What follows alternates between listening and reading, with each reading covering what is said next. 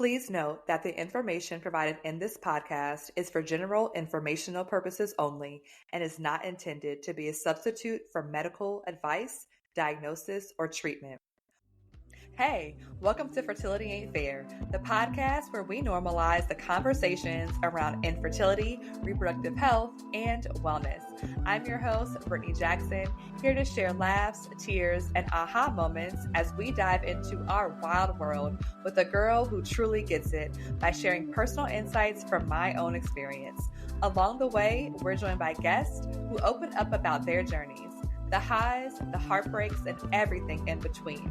So whether you're new to the infertility world, looking for support, or just trying to figure it all out, this is your space to feel seen, heard, and maybe even laugh along the way. Real, raw, unfiltered, because fertility, it ain't fair, but you don't have to face it alone.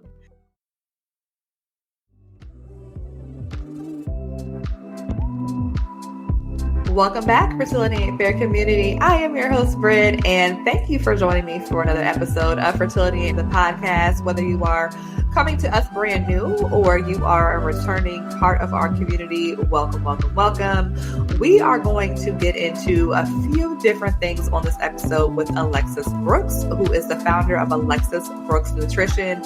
I know you're probably like, girl, we have been doing nutrition and dietitian stuff for the last couple episodes, and we still will. And standing on it because it's super important. However, she is a passionate and empathetic integrative women's health coach who's on a mission to empower women through body literacy. She's also a registered dietitian with a master's in nutritional science and brings a wealth of experience to her practice. And actually, her personal journey with endometriosis truly sets her apart in this space because from dealing with the challenges of this condition, which you know I'm also a proud endo warrior as well, she deeply understands the importance for finding out the root causes to a lot of different things, including endo and PCOS and fibroids and things that can be, for some women, a barrier to fertility, right? So finding out how to combine testing and gut health and inflammation reduction with personalized nutrition plans to really make the most out of your wellness journey. So that is what's on the docket for this episode of Fertility Ain't Fair the podcast.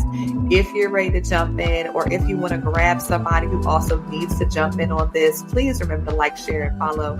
But in the meantime, let's get into this episode of Fertility Ain't Fair. Well, welcome back to another episode of Fertility Ain't Fair the podcast. And very rarely am I here alone, which is much appreciated. So Alexis, welcome to our space. How are you?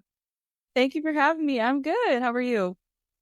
Good. I'm well. I am usually excited, but very much so excited to have our conversation. I feel like we have, some things in common, and there's always more to learn.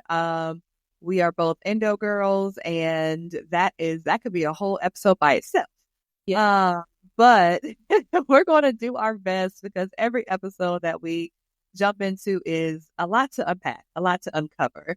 So we'll just get on into it. So before we jump into all of your amazing work, being a pelvic health dietitian, and we'll get into what that is, because yes, I had the question when I first saw it, but I knew I had to learn more, is how do you today, right in this moment, in this season of life, how do you define yourself? Like, what are those words or phrases that bring life to who you are?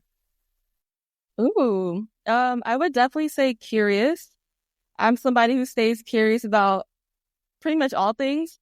So for sure, professionally about the things we're talking about, like endo and women's health and nutrition, all that stuff, but also curious about myself. I feel like I'm in a space where I am constantly evolving. So I'm curious to learn more about myself. It's still somewhat new to the city that I live in now. I've been here for a little over a year. So I'm also like very curious about exploring new places and all that stuff. So I would say that's probably like a good word that encompasses the season I'm in right now. That's a new one. I was trying to think back, like, have I heard that as a response? And I love that response. And I feel like, there's always just more to learn. We're always students of life. And I love being curious about whether it's your personal health, your personal life, or whatever else is going on. Because I'm sure that also helps you when it comes to like what you're doing from a business standpoint, to be curious about, you said women's health and all of those things, and help your clients or your clientele just be curious too. Because I think that's a really big thing for a lot of us is, curiosity, I think, breeds advocacy. So I think, once you become curious and you educate yourself, then you're able to ask different questions and get all into the nitty gritty of what's happening. So let's get into what's happening. So before we dive into your journey to get diagnosed with endo, we'll start there because that has a really big, I'm sure, impact on how you started your nutrition business. But tell us what it means to be a pelvic health dietitian, because that was new. I have seen a number of different angles from the diet or nutrition route, but this was different. So how did you find this, or did you create it? Are you a is this new for the space, or where does this come from? Love all of these questions. This is really funny. Okay, so to answer your question, yes, I did. Well, it was created. I didn't create it. Actually, backstory. I have a lot of friends and colleagues who are pelvic floor physical therapists, and one of them, she kept referring to me as like a pelvic health dietitian. And for the first few times I was telling her like, oh, we don't call it that. Like there's no such thing as that. And after a few times I stopped correcting her. I was like, you know what? There is nothing called that. And it actually like, it fits. Like it makes sense because it does encompass, I do work with a lot of specialties under, I guess, like what may be considered the pelvic health umbrella, which, in some ways, I hate to say it that way because, like, as we're talking about endo and other things, we know it does affect the whole body, right? But there are things that I talk about that they're very much in alignment with what pelvic floor or pelvic health specialists will say work with. So it actually was created by a colleague, and I ran with it. And I like how it confuses people. I like that it creates that curiosity. I like that there's these questions that come with it. And so I was like, I'm gonna run with it. Well, it got me hooked. Like literally, I saw it in your IG profile. I was like, "What's this? We got to talk about this. Like, what we got to get her to have this conversation because I'm intrigued. I'm curious to that point. So well done for the colleague, but also for you for taking it, right? Because you could be like, no. You could have kept pushing out, but like, kudos to you for embracing it and like living it and being able to explain what it is. I love that. So let's get into that. So the first thing I was actually going to ask you was, as we're diving into endo first and, experiences with that, what is the current definition that you like to use either professionally or personally, to explain what it is? Because again, to your point, I think for a long time, the kind of definition or, medical consensus would, it's a period condition. It's a, whatever disease condition, whatever you want to call it. It belongs to your menstrual cycle. And, that we know has been debunked. But, unfortunately, there's still a lot of medical professionals out there who are using that as a definition. So how do you define it in your life and in your practice? And how would you explain it to somebody? Because I think it's good that we all start on the same page, never assuming that any listener, either knows what it is or understands it or, again, has been told a proper definition of the condition. Yeah. So endometriosis, I refer to it, it's a chronic inflammatory disease. It's rooted in immune dysfunction, and it's when cells that are similar to the tissue of the uterine lining grow outside the pelvis or outside the uterus. So these they create lesions that can grow anywhere in the body. And one of the hallmarks of symptoms for endometriosis is pain.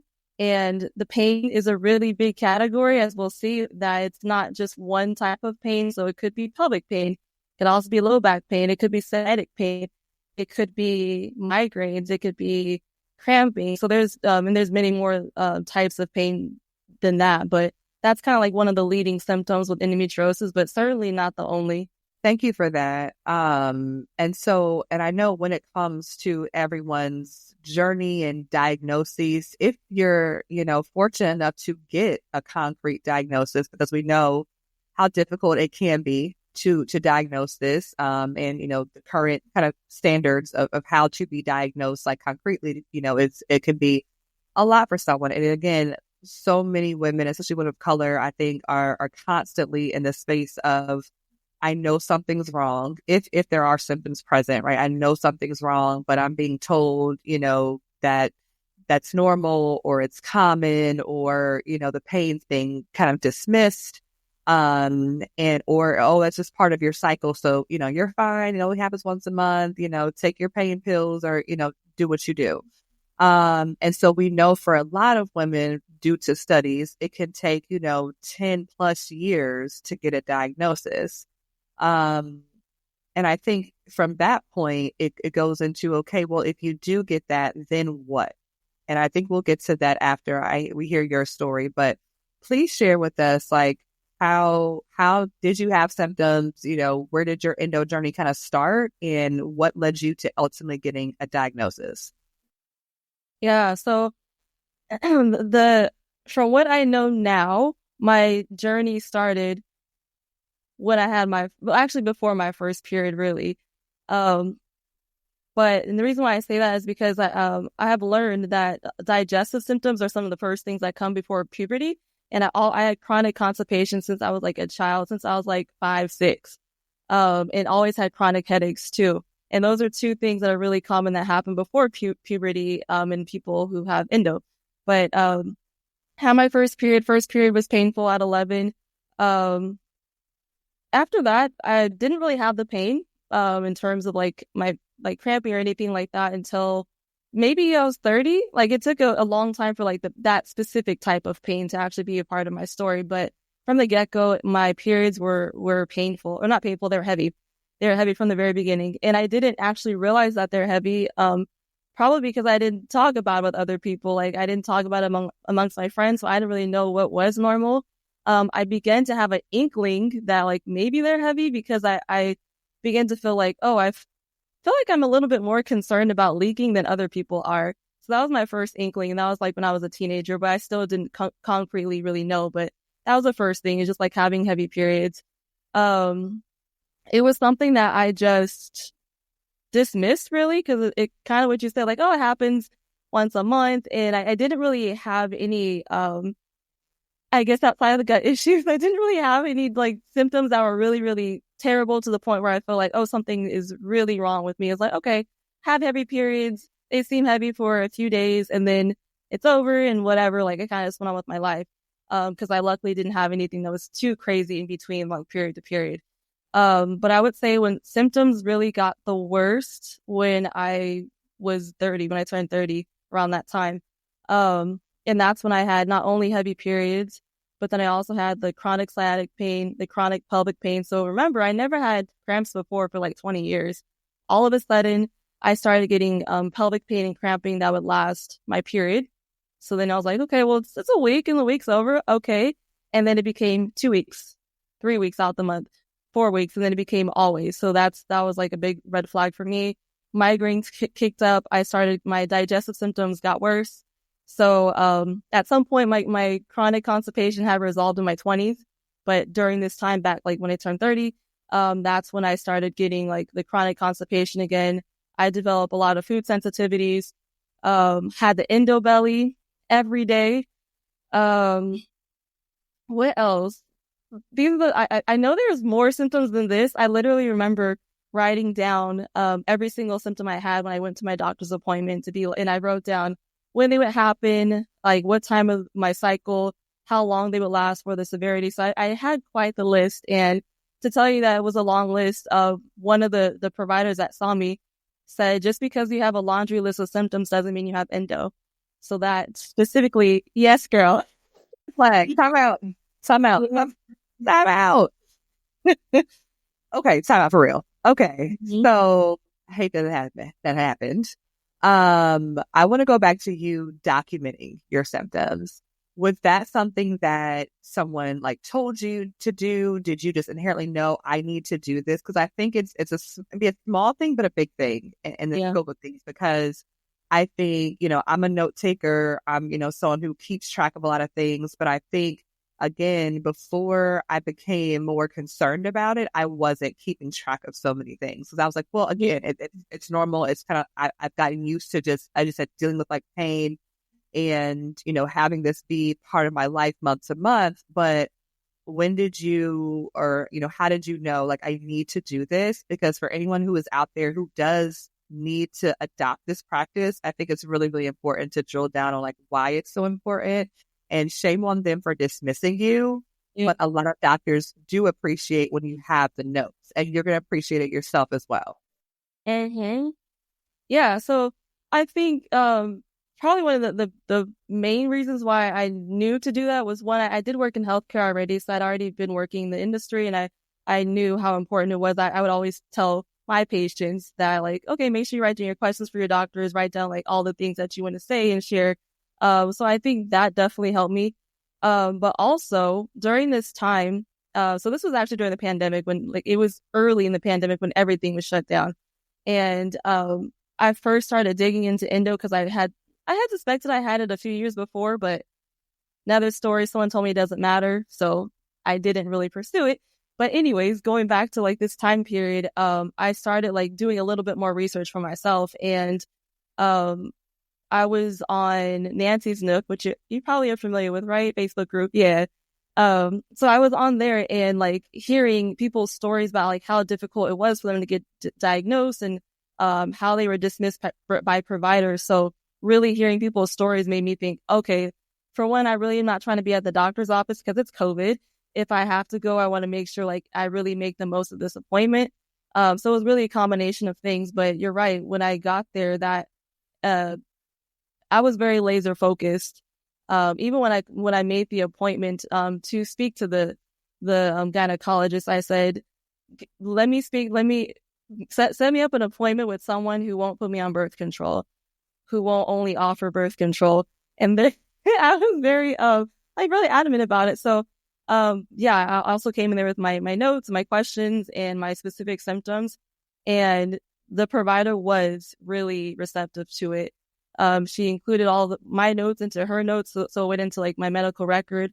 And also it just helped her to like really drill down what was going on, because it wasn't like I said, oh yeah, I think my back hurt for like a couple of days last month, or yeah, I kind of like my period is like, it hurts, but I don't really know. Like, when it's really, when you don't really have data that's solid, it's difficult for a provider to understand what might be going on. So the better you are with your note taking, the better you are with being able to deliver the information to your provider, the more they could be a partner with you to come up with the next best steps for you. And right away, actually, I was really fortunate with this provider. She's like, have you had an ultrasound before? And I was like, no. And so right away in the office, she did a transvaginal ultrasound, and she's like, did you know you have a cyst on your ovary? And I was like, no. And she's like, yeah, I think you have endometrioma.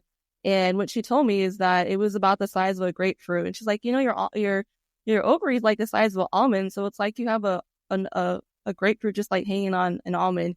That's what you have. And so from there, we're able to like move through the steps. But I could see if I were someone who didn't advocate for myself, or if I wasn't really clear about what was going on with me, it would have been more difficult. Probably would have taken many more appointments, maybe more years. And I was already 30 by that point, but maybe more years to even come to like a possible diagnosis. Yeah, I think that's really important. I was also like 30 when I like not when I had symptoms. Again, to your point, like I feel like it started like immediately, but I didn't know. And like, getting diagnosed through having a surgery that had nothing to do with endometriosis. But again, to your point, like having or giving these tools to people that, again, if you don't know where to start, but at least, you might not have all the answers or all the questions, right?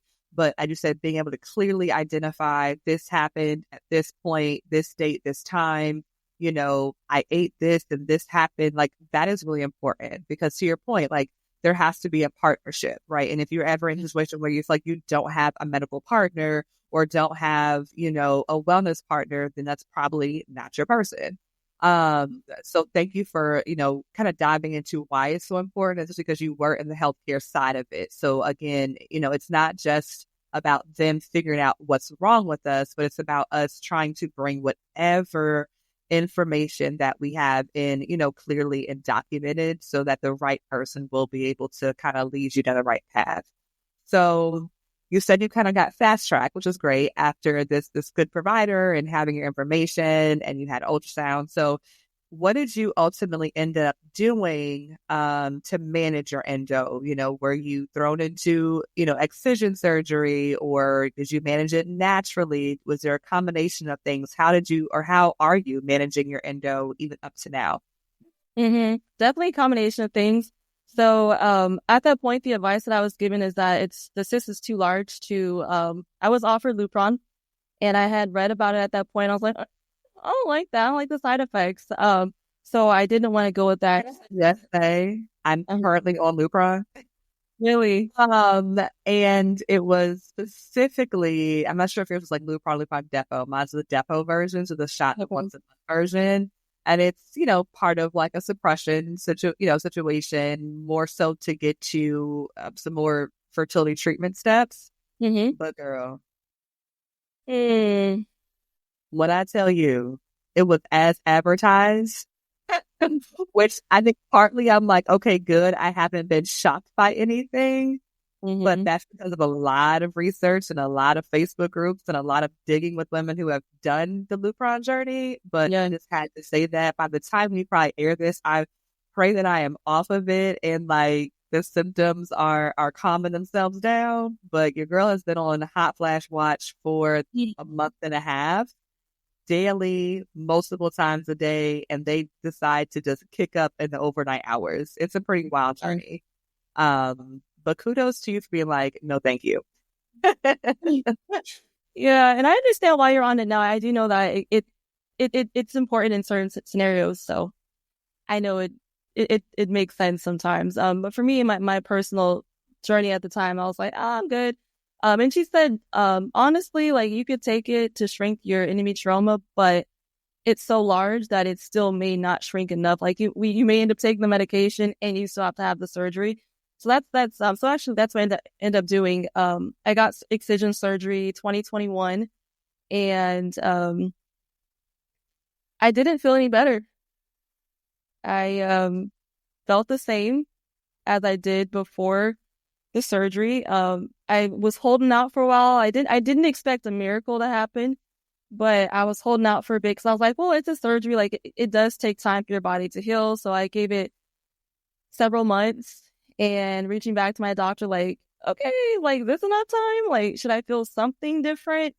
And he basically was like, well, you can, you should be on birth control and you should, I can write you a prescription for some, like pain meds or something like that. But yeah, I didn't notice any difference with that. So I was, in the meantime, I was learning more about like some holistic practices with endo, but I hadn't really drilled down yet what worked best for my body at that time. So I ended up working with the integrative gynecologist, maybe a little after a year after my surgery.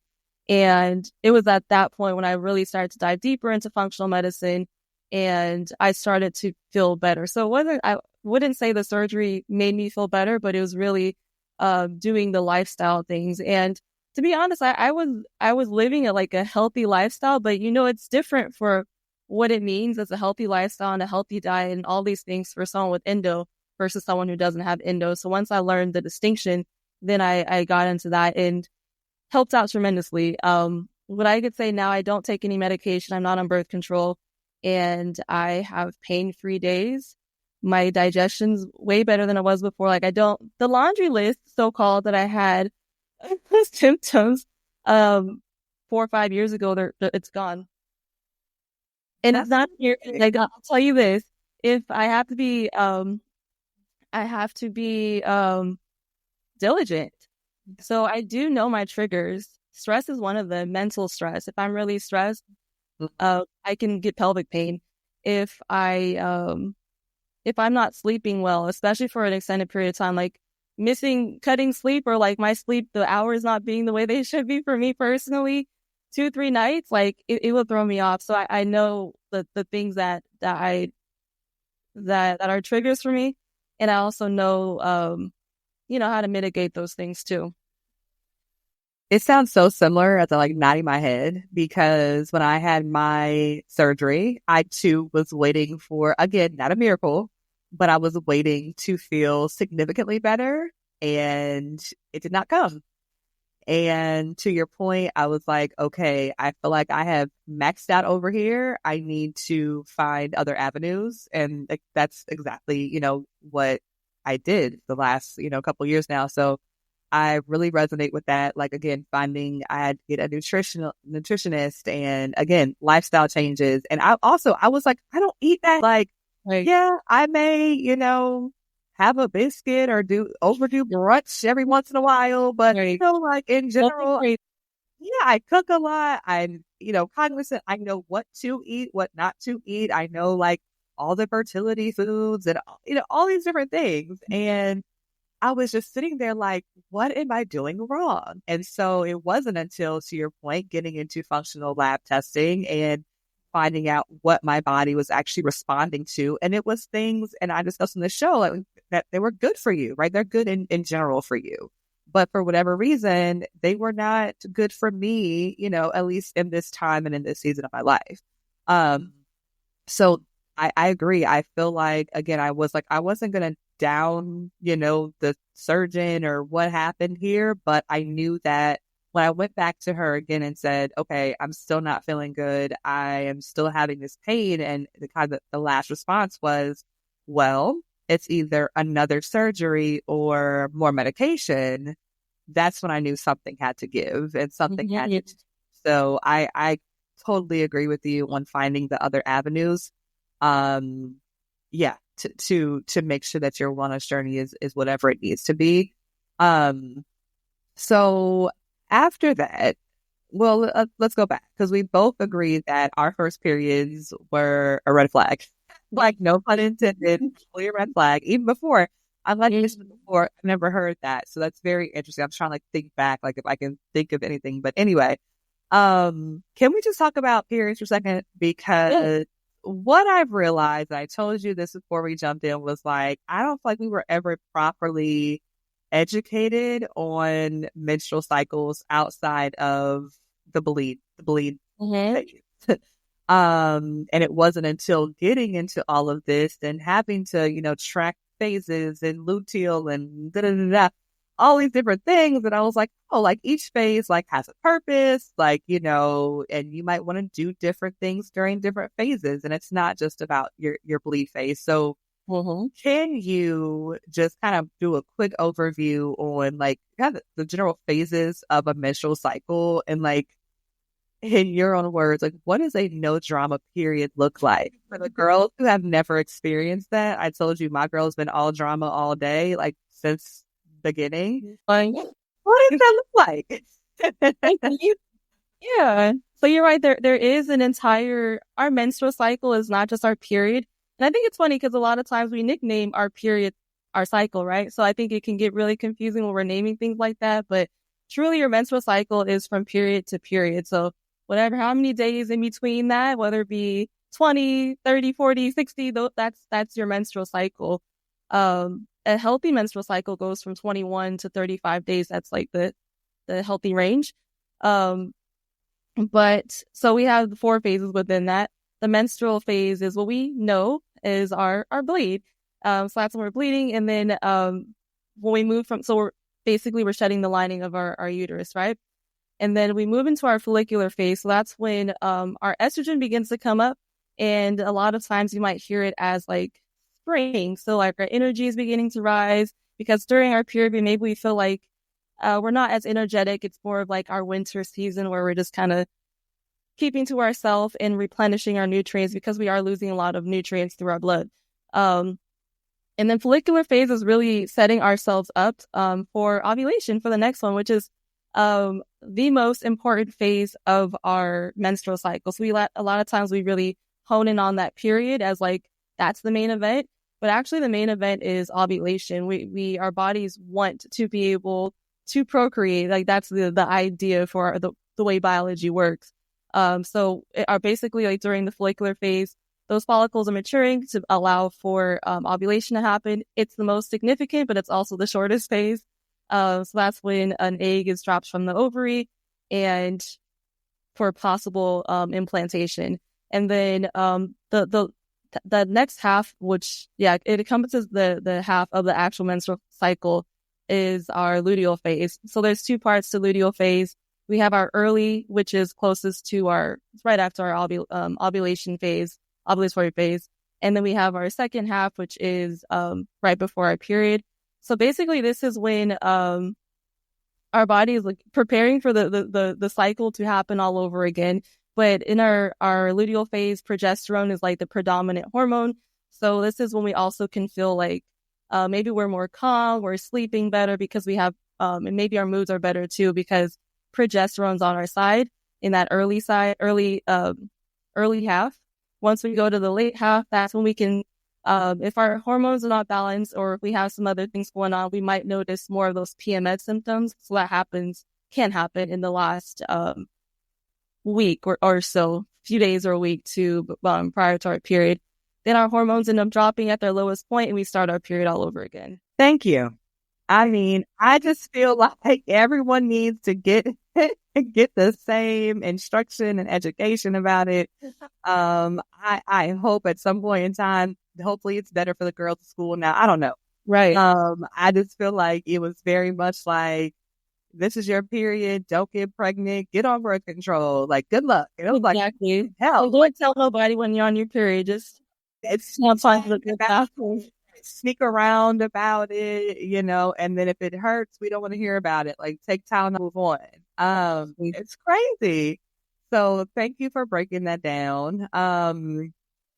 What are some of the ways, because a lot on your website, talks about, again, like if you're experiencing like, painful, heavy periods, like just, again, drama periods, like how do you get to a better place? Like I know, again, every client is different, every situation is different. I know that, but like from a high level overview, like what are some of the ways that, you help your clients to get to that place of having like healthy period, dare to say a happy period. But again, it's a healthy period and a healthy, like, full cycle. Mm-hmm. Okay, before I answer that question, I forgot that I didn't finish the last part of that question. You're asking, like, what is a drama-free period? Like, what is that? Yes. I'll answer that and I'll tell you how we get to that drama-free period. Okay, so drama-free period is one that has a clear beginning and an ending. So there is no like extended spotting before or after. It should be anywhere from 2 to 7 days. If it's shorter than 2 days, too short, we want a little bit longer than that. And if it's longer than 7 days, too long. It should be pain-free. I know that sounds wild, but periods are actually not supposed to be painful. If they're painful, that is your body telling you that there's something wrong. Whether there be a nutrient deficiency or a hormone imbalance or inflammation. But it should be painless. Maybe like mild pain, like maybe a little bit of cramping or twinge you might feel like the first day or two. But it should be nothing that stops you from doing any normal thing. You should be able to go on with your life as normal, go to work, hang out with friends, do whatever. It should never impact your plans. What else? We should be able to have relatively stable moods. No big like swings back and forth, maybe, minor swings, but nothing that's, our relationships shouldn't be in jeopardy during that time. Let's see, the flow itself. So the flow should be anywhere from like 30 milliliters to 80 milliliters. Once you get above 80 milliliters, that's a heavy period. And that could be maybe kind of weird to like put it in those terms if you're not using a menstrual cup, because menstrual cups, we can actually measure what that is. But if you're using a pad or a tampon, maybe a little bit more challenging. But a regular pad or tampon will hold 5 milliliters and a super or pad or tampon will hold 10 milliliters. So, and you can also check on the whatever box you have, it'll be able to say how much it holds. So kind of pay attention to that, like how much you're soaking it. A really quick way to know if your period is heavy is if you have to change whatever product that you're using every 1 to 2 hours. That's too soon. At one point, I was changing my menstrual cup every hour, and that menstrual cup holds 30 milliliters. So that was menstrual flooding is what they call it. Ooh, a new term a lot. Menstrual flooding. Mm-hmm. Okay.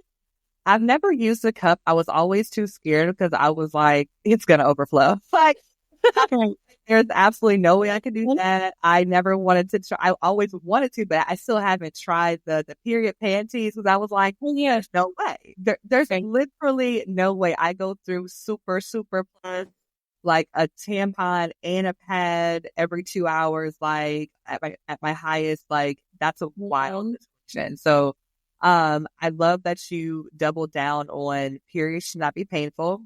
I feel like now it's more common to hear that. But again, when we were like coming up and I come across more and more women like, you know, in our mid to late 30s now, and that was not the vibe. Like that was not the message, you know? And so I think again, I hope that this next generation of girls, you know, continues to, you know, want us to have more open conversation about it, but also understand that to be, again, a red flag. And we know that, again, not everyone who has like endo or any other condition, again, there could be no symptoms. You could have silent endo, you know, so much could be happening that, you know, your body is not alerting you to. But if your body is alerting you to something, like, please take hold of that. Because I think you mentioned earlier, like, people might mention it, but like nobody was like, oh, this is something like you should take care of this. You should like dial into this, you know, find out more about this. Because when I feel like it was brought to me, it was like, oh yeah, we found endo when we did this surgery, and then nothing else happened. It was just like, okay. And since no one else called it out as like, hey, stop, like red flag, like let's start here. Let's not do anything else with anything until you figure this out. I didn't take it seriously, you know? Yeah. Until I absolutely had to. But I love that you mentioned those things. So I love the genre periods, and what things that you work on to try to get to that space. Let's do a quick overview of like nutrition when it comes to like certain conditions, again, like endo or PCOS or fibroids. Like, I think sometimes people say, do you think foods can really help? Or do you think it can really help? I'm like, yes, I do. Like, it also hurt as well, right? So, how do you work with patients to kind of like, you know, create, I'm assuming personalized plans to, you know, dive into? Again, it's not a cure-all, you know, but I think it can truly help a lot of conditions from the inside out. Yeah, so nutrition is super powerful. And I think that for some people, it's hard to believe because it's so simple in some ways. Of course, there's complexities of like what to eat and how much and all that stuff, but it's something that it's accessible. We can all make some sort of change with our nutrition. So I think the things that are easiest, people tend to dismiss like, what do you mean just drink water? Like just drink enough water and this is going to get better. But yeah, what I really focus on with everybody, whether it be the fibroids, the PCOS, or endometriosis, is having solid foundations. And what I say by solid foundations is we talk about blood sugar balance. That's like one of the foundations. We have to balance our blood sugars. It's not only for a person with diabetes or pre-diabetes, it's for all of us. And if you have any three of those conditions, you likely have insulin resistance. It doesn't have to show up as high glucose, like on a blood test. Doesn't have to show up as a high A1C. Those are markers that we usually look for pre-diabetes or diabetes. But it's actually insulin that's the marker that we're looking for. So very likely, and when you have high insulin levels, it actually promotes growth of the lesions of endometriosis. It promotes fibroid growth. And it also is one of the roots of addressing PCOS is insulin resistance. So I tell everyone, making sure that you're having a balanced plate, making sure you're getting enough protein. It does vary from each person how much protein you really need, but I would say like a good guideline to start with is at least 25 to 30 grams each protein with every meal. Also making sure that you're getting fiber. So fiber-rich carbs there. So like whether it be sweet potatoes or quinoa, brown rice, you can get in the form of legumes too, like any beans or lentils can be good options. And then having a lot of vegetables, especially really all of those, honestly. But I would say especially for endo because it's such an inflammatory disease. Fibroids there can definitely be an inflammatory piece to it. Same thing with PCOS, but we know for sure people with endo, we have, it's a chronic inflammatory disease. So, eating a lot of vegetables, specifically non-starchy vegetables, and it doesn't have to be a one type of vegetable. It's kind of like whatever vegetable you enjoy, just have those and just have more of them, have them more often, because they do have antioxidants, which are really important. So yeah, getting your protein, your fiber, your veggies, and then some healthy fats in there too, whether it be like avocado, flax seeds, pumpkin seeds, sesame seeds, getting some healthy fat in there. So blood sugar balance, stress management, sleep hygiene is another one. I do talk a lot about endocrine disrupting chemicals because they're basically chemicals that are found in a variety of products and like a lot of our environment, but they can attach to our receptors, specifically our estrogen receptors, and they can upregulate estrogen. So it can also promote these hormone imbalances. So I would say those are like some of the key things that I talk with everybody.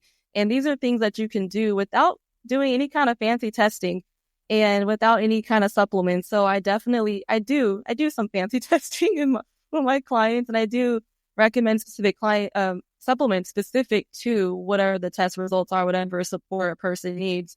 I put together a specific nutrition and lifestyle protocol that's unique to that person.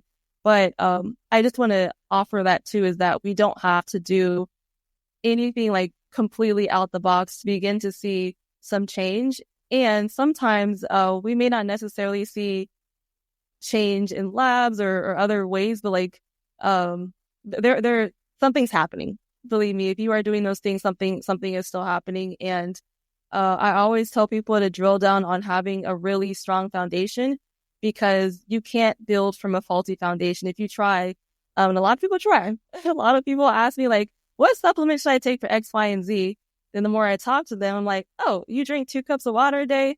You're sleeping 5 hours. You're having a lot of sugar. You're not really focusing on balancing your blood sugars. Like, let's just start there. And then from there, we can begin to see like what's the most, if a supplement is needed and which one is most important. Thank you for sharing that, because I think, again, to your point, like it's the quick, like, oh, well, what should I take? And people are always asking in the Facebook groups, like, well, what are your favorite supplements? And like, you know, what's your list? I'm like, it might not help you. You know, you might not need it, and it's really hard again to just kind of point out things. Like, again, some things are good in general, but again, they may not be good for you. So thank you for kind of dialing in on those different things. It kind of leads us to like trying to like wrap up, and I know we could definitely do a part 2 because there's so much more to dive into.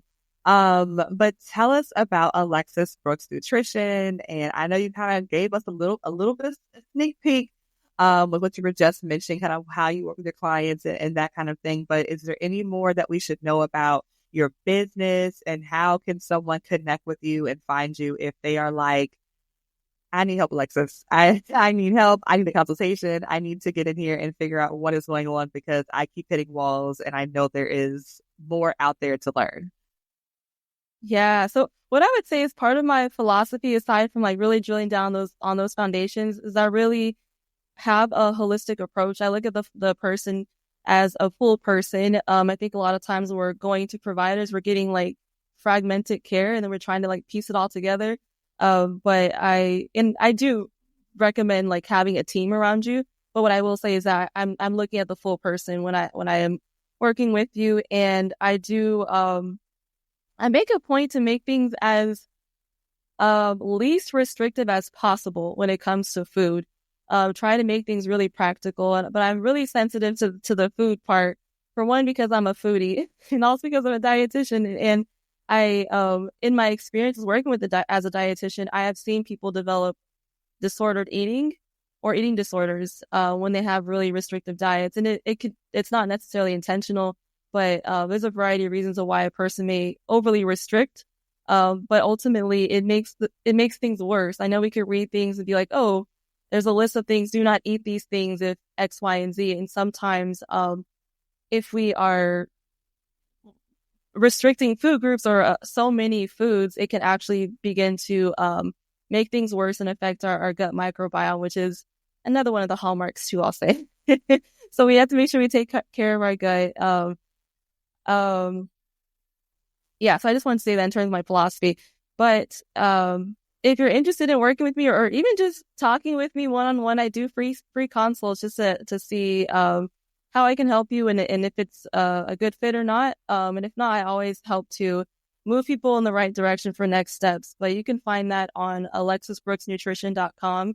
And I'm on Instagram and TikTok at Alexis Brooks Nutrition.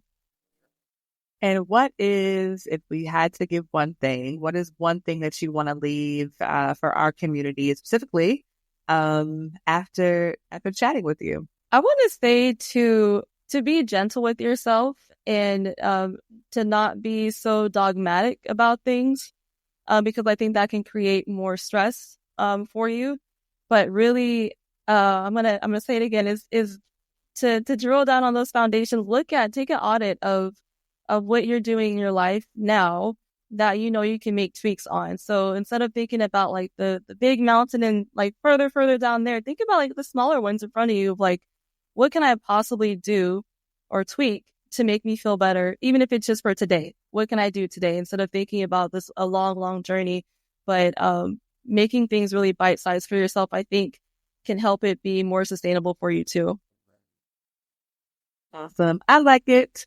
Well, Alexis, thank you again for being a part of our community, for, being up in our space. I know infertility does not, automatically equal, endo and fibroids and PCOS, but there's so much overlap there. A lot of women in this space maybe end up here because of these issues that were never addressed prior to even getting to the fertility space. And then you find yourself, dealing with fertility challenges that, had root causes, right? Sometimes that, again, were not addressed or weren't properly diagnosed or weren't properly managed. And so for a lot of us, we find ourselves in this space with like, it's added layers to it because it's not a simple fix, right? And so like I speak for the girls, again, who are in the fertility space with endo and with fibroids and cysts and all kind of things that, were never, I think, properly prepared for any of this. And I know I'm not alone in that space. So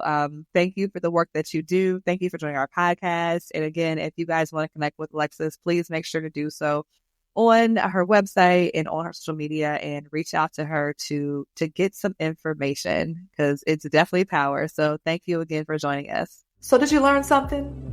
Because that wraps us up for this episode of Fertility the Podcast. Again, Alexis, thank you for jumping into our space and being a part of our community and our village as we just keep building upon our village. All these amazing guests who literally are, responding to a random girl's DM, trying to, get these great conversations out into the world to help somebody. So I hope you learned something today. I hope you left with something to either share or to use for yourself, and still just building upon your foundation of a full wellness, a 360 view for yourself.